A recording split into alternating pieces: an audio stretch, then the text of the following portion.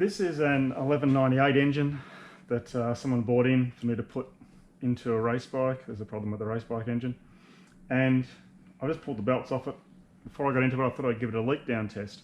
Leak down pressurizes the cylinders, and when air escapes, you can hear it escaping from various places, and it gives you a percentage of leak down. This is the leak down tester, the good old Moroso one. You sort of want, 2 or 3% is good, 5 is okay, 10 if you have to, but usually anything that's a leak is fairly obvious.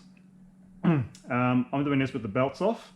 If you have the belts on, or a normal engine that's not belt drive with the belts on, you need to set the engine at top dead center very accurately, because if it's either side, when you pressurize the cylinder, it'll just push the piston down, because there's that little bit of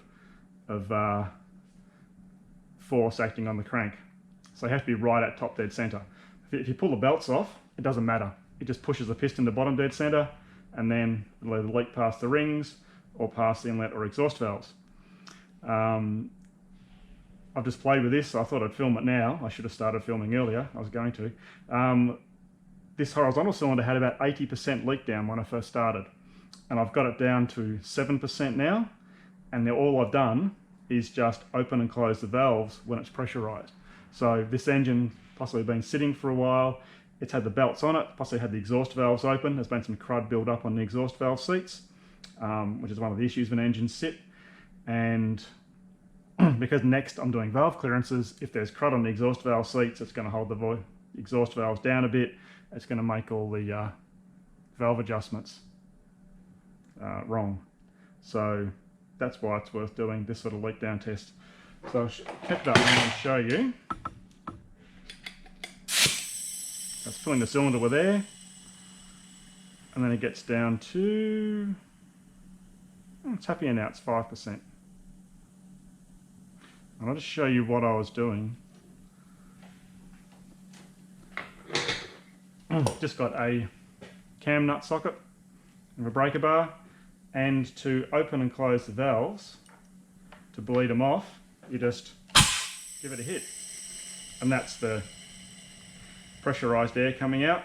And before it was 80, and I did this once and it went down to about 60, then it went down to say 30, and then 20, and then 15, and 10, and 9, and 8, and 7. So I've done it probably 20 times, and it has come down a lot. Now it's fine, it's the same as the vertical cylinder was.